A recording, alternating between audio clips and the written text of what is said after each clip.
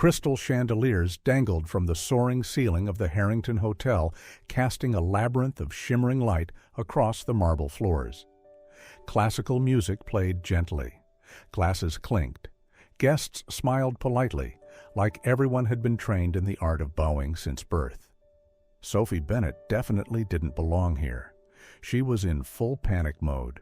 Her legs shook, heart pounding, palms slick with sweat, and her brain had only one command: get out.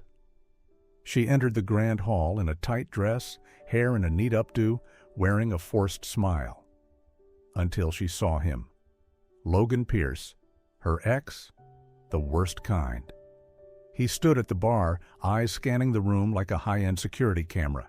He hadn't seen her yet, but Sophie's spine had already frozen. She took a step back, ready to turn and vanish when, "Sophie, you actually came?" Too late. Like instinct, she spun on her heel and ran, not elegantly like a high society woman, but like someone fleeing a crime scene. Her heels clacked loudly against the marble. Heads turned. She scanned for shelter. A white linen-covered table stood in the corner.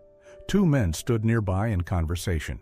One, tall and broad-shouldered in a black suit, had his back turned. Without thinking, Sophie crouched and dove under the table, wedging herself between the tall man's legs. Clutching her dress and biting her lip, she barely breathed. "Please, God, don't let anyone see me." Then came a voice, deep and cold, directly above her head. "What exactly are you looking for down there?" Sophie froze. Slowly, she tilted her head upward and found herself staring straight into a pair of steel gray eyes beneath the edge of the tablecloth. No surprise, no anger, just an expression that said, "This probably happens to me every week." She let out a weak laugh, awkwardly trying to wriggle out from under the table, not gracefully at all. I was just checking the structural integrity of the table. I'm an architect. Occupational habit." The man didn't move. He just kept staring at her like he could read her entire thought process. His companion frowned and whispered, "Ethan, what's going on?" Ethan? The name hit like a fire alarm in her brain. Ethan Ward, CEO of Ward Innovations, host of the event, and the man she was scheduled to pitch to tomorrow morning for his company's headquarters redesign. Ethan glanced at his assistant and replied coolly, "Nothing, just a stray cat inspecting my table legs." Sophie nearly shot up. "I'm not a cat. I'm a human. And I'm really, really sorry. I'll just go." She stumbled upright, hair a mess, cheeks burning, dress twisted, and of course, she tripped over a chair leg. Ethan caught her wrist before she could faceplant. His hand was cold, firm like granite, but steady. They stood face to face. He was almost a head taller than her, his expression unreadable. Sophie, meanwhile, had no idea where to look. She had just wedged herself between a stranger's legs like a lunatic. "Thank you," she mumbled, yanking her hand back. "I'll go inspect more tables now." Ethan raised an eyebrow. For the first time, the corner of his mouth tugged upward, not quite a smile, but no longer ice. "Good luck with your inspections." Sophie turned and practically fled. In her head, one thought echoed on repeat. "Oh my God, is there anything more humiliating than this?" Across the room, Ethan still watched as her silhouette disappeared. His assistant asked, "Who was she?" Ethan took a sip of his drink and replied casually, "The first woman in my life to ever get between my legs." The next morning, Sophie Bennett stood in front of the towering glass building of Ward Innovations, clutching a portfolio in one hand and a chestnut latte in the other, the only thing strong enough to keep her awake after last night's disaster. Pull it together, Sophie. Yesterday was a fluke. No one recorded it. Today's a fresh day, a serious pitch. You're going to handle it professionally, gracefully, and under no circumstances will you crawl under another table. She walked into the sleek lobby in a light gray suit, head high and determined. A receptionist guided her to the 27th floor, where internal design reviews were held. Sophie took a deep breath, stood at the door, and stepped in. And then, life hit her again. At the head of the table, in a crisp white shirt, casually spinning a fountain pen between his fingers, sat Ethan Ward. Sophie froze. Ethan didn't look surprised. His eyes traveled to her red heels, the same ones from last night. "Oh," he said evenly. "Table inspector, version 2.0. Her cheeks flushed scarlet, but she held her ground. "Today, I'm here to test the limits of client patience." Ethan's assistant let out a quiet chuckle, quickly stifled when Ethan shot him a look. He folded his arms, leaned back in his chair, eyes sharp as glass. "My office needs creativity, not circus acts." Sophie smiled, calm but unwavering. "Perfect. I'm an architect, not a mood manager for CEOs." The temperature in the room seemed to drop a few degrees. Ethan didn't respond right away. Then, his mouth twitched, like he couldn't decide whether to laugh or cancel the contract. "Go ahead," he said, "as long as your designs don't require me to crawl under anything to assess them." Sophie nodded and opened her folder. She presented clearly, confidently, mixing just the right amount of professional insight with dry humor. "I'd recommend greenery in the reception area to make it feel more welcoming. Right now, it's more like an emotional quarantine zone." Ethan flipped through the drawings, his face unreadable, but his eyes paused slightly on one panel, a quiet window seat with silver-gray curtains and soft natural light. "This wasn't in the original brief. I added it," Sophie said. "Some things matter even if they're not in the contract, like giving your team a quiet place to breathe, especially when their boss is emotionally frozen." Ethan was silent. No nod, no reaction. But everyone in the room felt it, the way he looked at her in that moment. Irritated? Maybe. Intrigued? Definitely. "Do you do that often?" She turned around. "Do what?" "Ruin your first impression with a potential client by crawling between his legs." "No," Sophie said, her tone cool. "That was a one-time promotional offer." Ethan tilted his head slightly, his expression not mocking, just curious. "I'm asking, do you always talk like that?" "I'm not arguing, just offering perspective.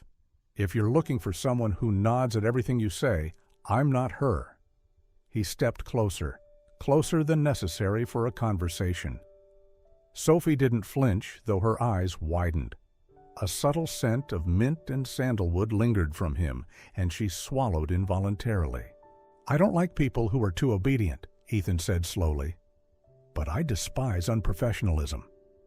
"Lucky for you, I've got just the right mix to drive you crazy," she replied, flashing a dazzling smile. This time, Ethan laughed, really laughed, more clearly than before. "All right, the project starts next week. I'll personally oversee it." Sophie blinked. "You'll supervise it yourself?"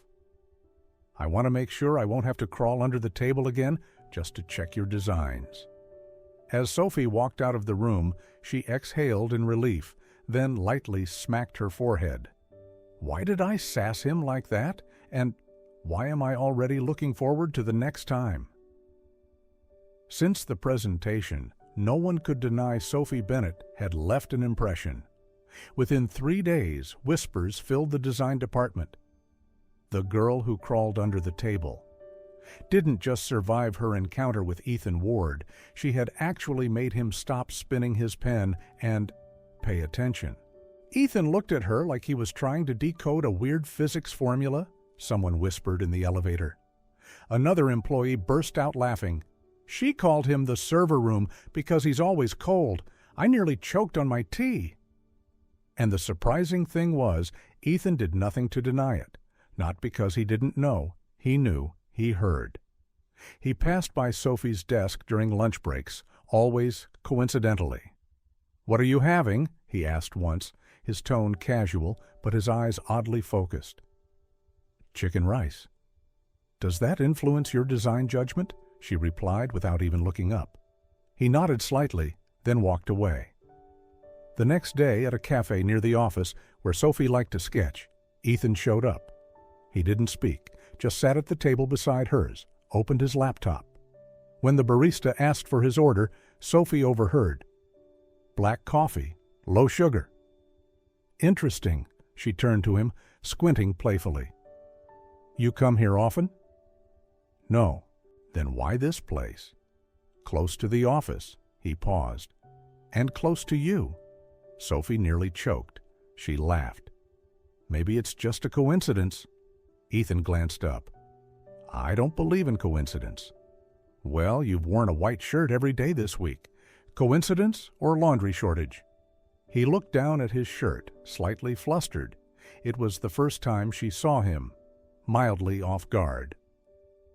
That evening, Sophie took a walk in the park after work. She was doodling ideas in her notebook when a tall shadow blocked her sunlight. "You again?" She looked up. Ethan stood there in a light gray shirt, holding a coffee cup. No tie, no laptop, no assistant. "I needed space to think," he said. "And yet you ended up at the exact park I go to?" Sophie tilted her head, her lips quirking. "Maybe it's a new habit forming. Or maybe you like punishing yourself with my judgmental gaze." He gave the faintest smile. No denial. A few days later, back at the office, someone whispered, "Mr. Ward just asked what Sophie's having for lunch." "No way," Sophie overheard, smiled, and sipped her tea. "The iceberg," she said almost to herself, "is starting to melt." Friday, 5 p.m. The office of Ward Innovations exhaled collectively after a long week. But on the 27th floor, inside a quiet meeting room, Ethan Ward sat by the window, staring at an unsent message. "Would you like to have dinner with me?" He typed, deleted, typed again, deleted again. Eventually he stood, grabbed his coat, and headed straight to the design department. Sophie was packing up sketches, one earbud in, mumbling along to a movie soundtrack. She looked up as Ethan stepped in, unannounced. "Something wrong?" she asked, smiling casually. Ethan nodded slowly. "Have you had dinner?" Sophie blinked, surprised. "Not yet, but is that an invitation?" "There's a quiet Italian place, no assistants, no meetings." He met her gaze directly. "Not business, not obligation." "You mean, I want to go on a date with you?" Silence. The room might as well have held its breath. Sophie stared at him for a moment, then chuckled, not loudly, but sincerely. A sweet laugh, tinged with sadness. "Sorry," she said softly. "I'm allergic to people who don't know how to smile." Ethan didn't flinch, didn't get upset, but something in his eyes cracked, just a little. And yet he remained perfectly composed. "I'm not good at showing emotion," he said, "but I'm serious." "I know, and I'm serious too when I say I can't open up to someone I can't read." She gently raised her hand and pointed at his forehead. "Right here, blank. No joy, no sadness, no frustration, nothing. I need someone alive." Ethan looked at her like she was a blueprint too complicated to decode. "So what do you want?" he asked. "I want someone who laughs because of me, someone who looks at me and really sees me, not a man whose default expression is a frown." His fingers curled slightly, but he didn't step forward. She didn't step back. They stood across from each other, one still learning emotion, the other unwilling to live without it. "Thanks for asking," Sophie said gently. "Really? But I think we're better the way we are now. Me teasing, you catching. Kind of fun, don't you think?" Ethan said nothing. She stepped back, still holding her sketch bag, her eyes still bright, but her voice quieter. "Don't look sad, okay? Because if you do, I might change my mind, and I can't afford to love someone who's still figuring out how to feel." Then she walked away, leaving Ethan standing alone in the soft golden wash of the sunset streaming through the glass. No accusations. no drama. Just a soft, sincere no. But somehow, it lingered longer than a goodbye. Tuesday night. Rain tapped gently on the windows. Sophie Bennett's apartment glowed dimly with kitchen light, but on the couch she lay curled like a leftover sandwich wrapped in a thin blanket. She sneezed for the 11th time. "No way," she groaned, dragging the tissue box closer. Her nose was blocked, her eyes stung, and her head throbbed. She reached for her laptop to tweak the latest draft for Ward Innovations headquarters design, but her vision was blurry, her energy gone. She shut the lid. Tomorrow, if I survive tonight. Her phone buzzed. Ethan Ward. She coughed, answered. "I just sent the final scan." "You're sick," his voice came through, low and firm. "What? No, I'm fine." "You sound like you're talking through 3 blankets. You have a fever." "I'm okay. I've got meds, ginger tea, and a very loyal box of tissues." "What's your address?" "Wait, hold on." Click. 15 minutes later, the doorbell rang. Sophie shuffled to the door, wrapped in her blanket, nose red, hair a mess, tissue in hand. Standing outside was Ethan Ward, coat damp from rain, holding a paper bag. "You haven't eaten, right?" he asked, calm as ever. "You actually came?" she stammered. "You know how to cook congee?" "No," he said. "I bought instant congee. Tried to cook it. Might be a little burnt, but it's food." She stood frozen. He stepped in, placed the bag down, and began ladling congee into a bowl. 10 minutes later, they sat across from each other in her tiny kitchen. Sophie ate spoonfuls of slightly charred congee. Ethan quietly poured her some water, the silence not awkward, just still. "I didn't think the coldest man in the company would be the one making porridge at 9 p.m., she said, voice hoarse. He looked at her, his eyes softened a shade. "You think I don't have emotions?" "No, I think you hide them better than the National Gold Reserve." Ethan tilted his head slightly. "I'm not used to soft things, but I'm learning, bit by bit." Sophie smiled. Her eyes were watery, part flu, part something deeper. "You've made progress," she whispered. "Big bonus point." That night, Ethan stayed until she fell asleep on the couch. Before leaving, he gently adjusted her blanket, fixed her pillow, and stepped out quietly. The soft golden lamp behind him cast a faint glow across his face, and for the first time, it changed. A smile, small, fragile, but real. Sophie wasn't the type to invite her boss out for dinner, especially not one like Ethan Ward. But after that night, the congee, the silence, the gentle act of staying, she knew some things needed to be said, the right way, at the right moment. Friday, 5:15 p.m., she sent him a message. "Dinner's on me tonight. No meetings, no slide decks. Just a thank you, and no congee, promise." His reply came in under a minute. "I accept, if the thank you comes with carbonara." She smiled. They met at a small Italian restaurant tucked into Capitol Hill. Their table sat by the window, soft amber lighting draping over them like a warm throw blanket. Ethan arrived early. Sophie stepped in a few minutes later, trench coat wrapped loosely around her, hair tied up, her face still touched by traces of a recent cold, but her smile was bright. "Ordered yet?" she asked, taking a seat. "Waiting for you," he replied. "Last time was congee. I figured you'd want to upgrade." "Then let's do mushroom pizza and carbonara," she grinned. They ate, talked, no work, just little things. TV shows they never finished, a new cafe down the street, the weird squeaky chair in the break room. When the meal ended, Sophie reached for the bill. Ethan raised a brow. "I can get this." "No," she said firmly.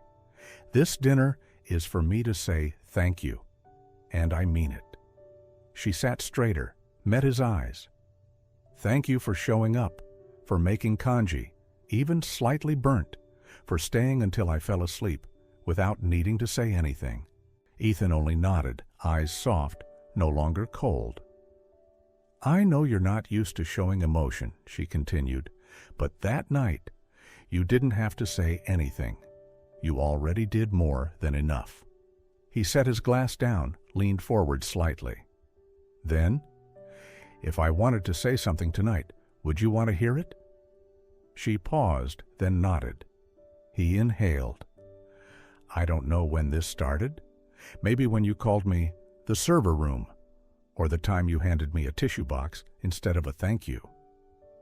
But I know I've been waiting for someone like you, not because you changed me, but because you made me want to change. For myself? For you?" Silence. Then Sophie leaned in and kissed him, soft, unhurried, no explanations, just a woman who listened and a man who finally dared to feel. When she pulled back, her voice was gentle. "That's my answer." Ethan looked at her, something flickering in his eyes. The next morning, the top floor of Ward Innovations felt like it had been touched by spring. But there was only one person who didn't notice, the one who had brought that spring with her. Ethan Ward, the famously cold CEO with a poker face that once terrified an entire legal department, now sat in his office smiling to himself. It wasn't a polite smile. It wasn't the satisfaction of closing a major deal. It was a real smile, soft as a breeze, warm as sunlight, and it kept returning, again and again. He rested his chin on his hand, staring blankly at the screen in front of him, not reading a single word. From time to time, his fingers brushed against his lips, the place where Sophie had kissed him the day before. "She actually kissed me," he whispered, and smiled again. His assistant walked in and nearly dropped the latte at the sight. "Mr. Ward, are you—" Ethan looked up, eyes gentle. The assistant quickly backed out of the room, face pale, whispering into their phone. "Guys, the boss is smiling, and not because he closed a deal.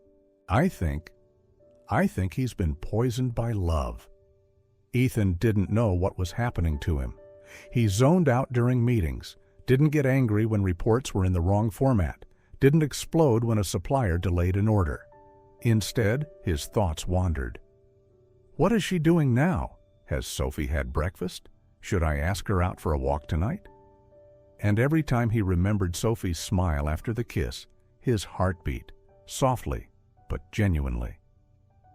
So, this is love. That afternoon, the office felt quieter than usual.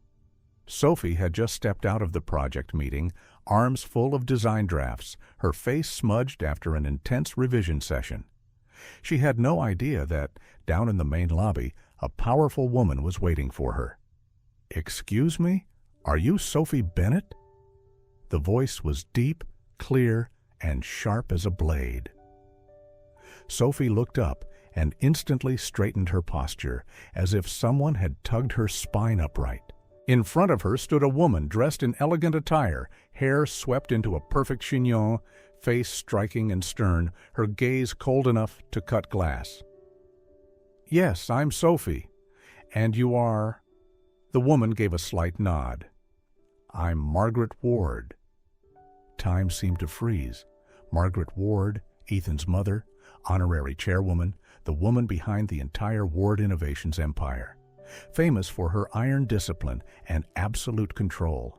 And now she was standing in front of Sophie, unannounced, not by chance, clearly by design. "Could you spare a few minutes? I'd like to speak with you in private." They sat in a quiet tea lounge on the 34th floor. 2 cups of steaming black tea were served. Margaret didn't touch hers. She sat straight, her eyes scanning Sophie like a mislabeled package, calm, cold, and razor-sharp. "I'll be direct," she began, her voice clear and steel-edged. "I know you're involved with my son." Sophie tensed slightly, but maintained a polite smile. "Ethan and I just work together, Mrs. Ward." You know I'm not talking about work. Margaret crossed her legs, hands perfectly clasped in her lap. I've seen too many young, clever women try to latch onto powerful men. You're no different. Sophie went silent for a moment, not out of fear, but because it hurt. And what do you think I'm after? Status, Margaret said bluntly. You're a talented architect. I'll give you that. But talent doesn't equate to position. My family has standards. Ethan has obligations. Sophie looked down at her tea, not out of shame, but to collect herself. And does Ethan know about these obligations? He's a smart man, but intelligence doesn't make one immune to delusions or emotions. That softness makes people forget who they are. Margaret opened her handbag, pulled out a thick envelope, and placed it on the table. This is an invitation from the Blackwood family. Valerie, their daughter, just returned from Europe, studied art and business, a perfect combination. Tio, Sophie stared at the envelope as if it were a sealed sentence. Margaret remained composed, every word deliberate. You can't offer Ethan what Valerie can: influence, pedigree, the ideal public image for an heir. You may have feelings, but this goes beyond feelings. Sophie let out a quiet laugh, a closed-lip smile, bittersweet, but not broken. And what about love? What do you think of that? Margaret exhaled, lightly, almost mockingly. Love is for novels and movies. In real life, it comes after legacy, duty, and reputation. Sophie stood. Her eyes were still bright, but her voice dropped, steady, slow, and resolute.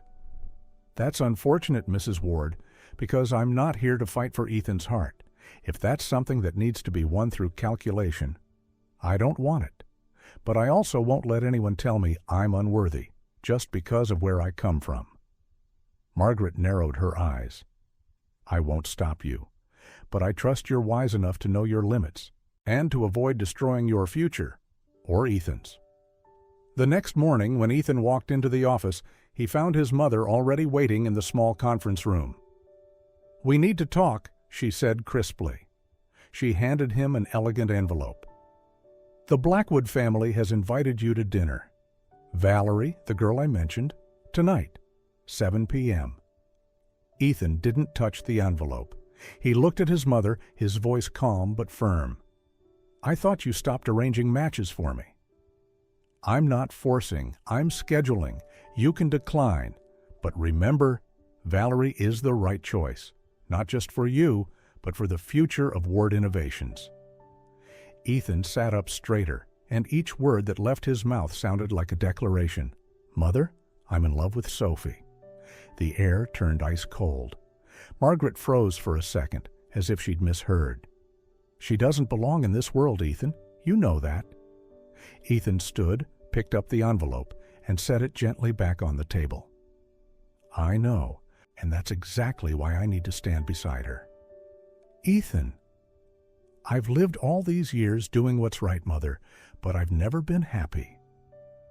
She had built empires, brokered deals across continents, and bent CEOs to her will, but she had failed to bend her son. And now, the girl she deemed unworthy had done what she never could, make him choose with his heart. She didn't know how to lose, especially not to a girl from a different world, and especially not to the one who now held her son's heart. After being rejected so clearly by her own son, Margaret Ward realized that her advice, her commands, and her carefully laid arrangements no longer held sway over Ethan. She had lost control, and that's when she reached for her final weapon, a twisted version of the truth. 2 weeks later, on a golden Sunday afternoon, Sophie attended a local architectural showcase hosted by the Design Association. She arrived with a few former colleagues, wearing a cream linen dress, sketchpad in hand. The atmosphere was relaxed. Her design for Ward Innovation's new headquarters was nearly complete. Ethan had even become almost pleasant. They weren't officially dating, but the way he looked at her each morning, it wasn't just business anymore. What Sophie didn't know was that, a few blocks away, A quiet storm was brewing. Margaret Ward, Ethan's mother, had been watching. She never protested openly, never raised her voice. But she had never accepted Sophie. She believed in preserving the system, a system where women like Sophie, without pedigree or social stature, were dangerous to legacy. And when distance, subtle disapproval, and polite walls failed, she turned to something else: manipulation. At the exhibit, Sophie was admiring a glass-structured model when a voice called out from behind. "Sophie, got a minute?" She turned. Logan Pierce, her ex, the liar, the thief. "What are you doing here?" she said flatly. "Pure coincidence," he grinned. "I just want to talk, just this once." Sophie didn't want a scene. She stepped aside toward a quieter corner. She had no idea that mounted to the nearby lamppost, a small camera was recording. Inside a black car parked across the street, Margaret's assistant was watching. Logan stepped closer, pretending to take her hand. Then he pulled her into a quick hug. Sophie stiffened, pushed him away immediately, her face furious. But the video had what it needed. A photo was captured at the perfect second, before she pushed him away, and sent out. Monday morning, Ethan received an anonymous email. "Do you really think she loves you?" Attached were two images, one from afar, Sophie and Logan standing close, one close-up, Logan hugging her, her face unreadable. Ethan frowned. Not enough. But a few minutes later, another email came, this time a video, a 40-second clip, Logan taking Sophie's hand, hugging her. The video cut off before she pushed him. Ethan sat still. His hand clenched the mouse. His eyes didn't blink, but his mind raced, heart questioning what his brain refused to believe. She wouldn't, right? But then, why? Still, he said nothing. All day, Sophie had no idea. But she felt something shift. Ethan had gone cold. Distant. In the tech review meeting, he barely looked at her. The morning glance was gone. So were the lunch questions. That night, Sophie texted him, "You seem distant today. Is something wrong?" His reply came minutes later. "I'm fine." She knew. He wasn't. The next morning, Sophie stepped into the elevator at Ward Innovations, just like any other day. But the moment the doors slid shut, she felt the eyes. Some stared outright. Some pretended to be glued to their phones. Someone covered their mouth and giggled in whispers. Her heart tightened as if pricked by invisible thorns. Something was wrong. Deeply wrong. Then a private message popped up on her screen. From the HR secretary. "You should see this before going upstairs." Sophie clicked the link. Dozens of photos and messages were circulating across the company's internal network. The headline hit like venom. The CEO's gold-digging designer thought it was love. Turns out it was a lie. Photos from the gallery event, cropped at the exact moment Logan Pierce pulled her close. Fake messages, nearly identical to what Ethan had once received. The comments section had exploded. A few defended her, but most whispered about abuse of power, sleeping with the boss to get ahead, hypocrisy behind the pretty face. Sophie closed the screen, took a deep breath. On the top floor, the CEO's office door was shut. She didn't need an appointment. She walked in. Ethan stood facing the window, back to the door. He didn't turn when he heard her footsteps. "You've seen it all, haven't you?" she asked. Silence. "I didn't do it. Everything they're saying, it's fake." Still silence. "Logan showed up out of nowhere. I had no idea someone was filming. You don't believe me, do you?" Ethan finally turned. His face was calm, too calm, and that scared her more than any rage would have. "I didn't say I don't believe you," he said quietly. "But you didn't say you do," she whispered, her voice breaking. He looked at her for a few seconds, then turned away as if he couldn't face her eyes or his own heart. "I see," Sophie murmured. "You don't need to say anything. Your silence hurts more than any accusation." Ethan's hand clenched slightly, but he said nothing. Sophie looked at him one last time, not to hold on, but to let go. That afternoon, she submitted her resignation from the Ward Innovations Project. No tears, no outburst, just a simple document, closing a chapter with the dignity of a heart shattered in silence. That night, Ethan Ward sat alone in his top-floor office. The building darkened floor by floor as departments shut down, but his light stayed on. On his desk was the nearly complete headquarters blueprint, Sophie's design. His hand rested on the detail of a quiet window seat. His eyes paused on a small handwritten note in purple ink. "Rest corner. Even leaders need a place to breathe." He closed his eyes, and then the thought struck like a distant bell. This isn't Sophie. His Sophie didn't meet exes behind closed doors. She didn't hide, didn't lie. She lived in the way she drew, every line precise, intentional. She wasn't perfect, but she was honest. And he, the man who once ran a tech empire built on verification and data, had never even thought to verify. The next morning, Ethan summoned the internal security team. "Trace the IP addresses of the anonymous emails," he ordered. "I want original metadata on the video, the images, everything." No one asked why. They got to work. 48 hours later, the results landed on his desk. Every breadcrumb pointed to one place, the personal laptop of Margaret Ward's assistant.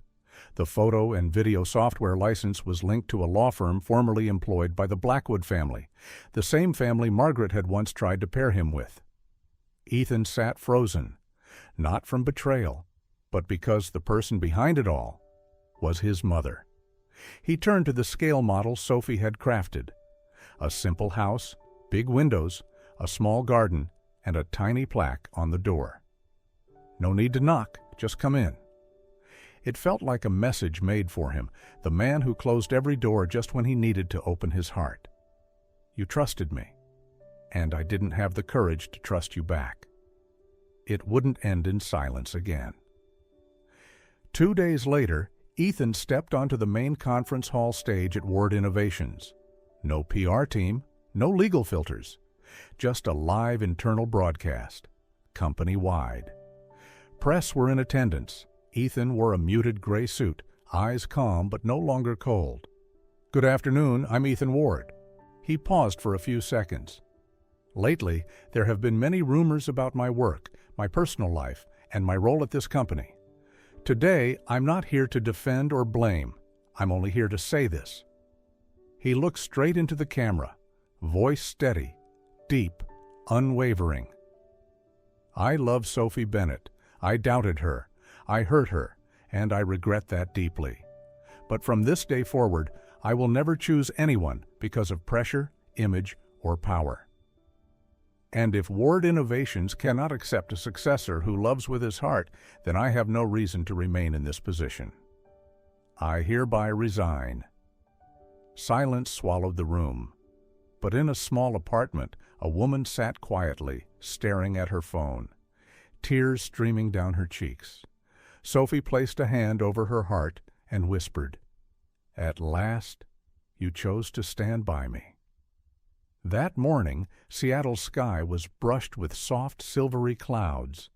Sophie's new studio had been open for just 2 weeks. It was a modest space, a converted attic floor with wooden floors, sunlight pouring through linen curtains, and a little sign at the door.